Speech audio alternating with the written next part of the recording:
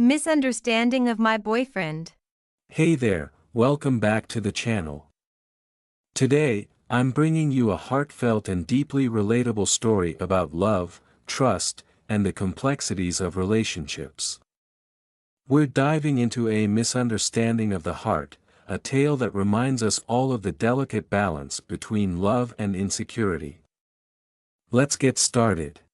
Chapter 1. A perfect evening. It was a crisp Saturday evening in early autumn, the leaves painted in hues of amber and gold. Lizzie Johnson stood in front of her full-length mirror, adjusting her hair under the warm glow of fairy lights that adorned her bedroom walls. Tonight was special. It was her 2-year anniversary with Matt, her boyfriend. They had planned a cozy dinner at their favorite Italian restaurant, followed by a stroll in the park, one of Lizzie's favorite places. Matt was thoughtful, always showering her with small surprises, but tonight, Lizzie felt, would be different. She wore a flowy burgundy dress that complemented her olive skin and added a touch of elegance.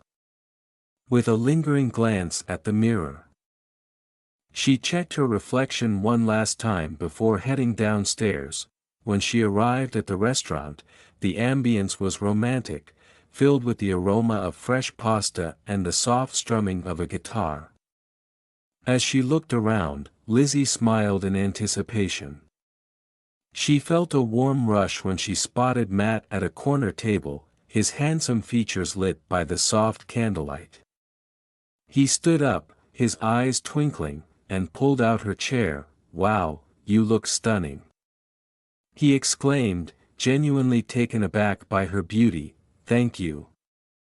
You're not looking too bad yourself," Lizzie replied, tilting her head playfully. As they settled into their evening, the conversation flowed effortlessly. They shared memories of how they met at the local coffee shop, reminiscing about awkward first dates, and planning for their future together. The laughter and gracious comments wrapped around them, immersing them in a world of their own. Chapter 2. Uneasy whispers. The evening was progressing wonderfully until, in the midst of dessert, Lizzie noticed Matt's gaze drift over her shoulder. She turned to see Jessica, Matt's ex-girlfriend, entering the restaurant. She had a reputation for not being the most cordial, and her presence was enough to dampen Lizzie's mood. Matt's demeanor shifted slightly as he caught Jessica's eye. Lizzie felt a pang of insecurity as she observed the two exchange polite nods. Jessica, with her long legs and model-like figure, approached their table with a smile that was too bright, too sweet. "Matt, it's been so long," Jessica said, her voice dripping with enthusiasm. Matt stood up, and Lizzie felt her heart sink. After the usual pleasantries, the trio exchanged small talk. Lizzie felt an unspoken tension as she watched Jessica flirt with Matt through the conversation, her laughter pitched just a bit too high, her touches lingering a second longer than necessary. "Let's catch up sometime," Jessica said, and despite feeling awkward, Matt agreed. Lizzie could feel heat rising in her cheeks. As Jessica walked away, Matt turned back to Lizzie, who struggled to mask her discomfort. "I didn't know she'd be here," he said, oblivious to Lizzie's unease. "It's fine," Lizzie forced a smile. "Just surprised, I guess. Let's change the topic." But the sparkle in Lizzie's eyes had dimmed. They finished dinner in strained silence, and as they walked hand in hand to the park, Lizzie's mind flitted between thoughts of Matt and Jessica, tinged with insecurity. Chapter 3. The storm brewing. The park was enchanting under the moonlight, but Lizzie's heart was heavy. While Matt recounted funny stories from the past, Lizzie's mind was elsewhere. She couldn't shake off the image of Jessica or how comfortable Matt seemed in her presence. "Lizzie, are you okay?" Matt finally asked, concern marring his handsome features. Yeah, of course, she lied, forcing a smile. He narrowed his eyes, unconvinced. You seemed a bit off at dinner. I guess I didn't expect to see Jessica. It caught me off guard. Matt chuckled lightly before noting, she's just an old friend, Lizzie. It's nothing. Right, Lizzie said, her voice barely above a whisper. But it seemed like you two were really close. Not like that. We just dated for a bit in college. It was ages ago. I know, she replied, frustration bubbling inside her. But you didn't have to agree to meet her again, did you? Are you really upset over that? He asked, his tone turning serious. Lizzie's heart raced. It just feels like you still have feelings for her, she said, the words spilling out before she could stop them. That's ludicrous. You know I'm with you, right? I love you. He stepped closer, searching her eyes for understanding. I believe you, she said, but a lump formed in her throat. I can't help it. Through the falling leaves that danced around them, the tension spiraled. Instead of connecting, they were drifting apart. Chapter 4, Silence Speaks Volumes. The days that followed were clouded with tension. Lizzie replayed the situation with Jessica in her head, dissecting every word and expression. Matt tried to bridge the gap with sweet texts and little surprises, but Lizzie found it hard to let go of her insecurities. Each evening felt heavier, as if the weight of unspoken words loomed over them. One afternoon, she overheard a conversation between her friends at a coffee shop.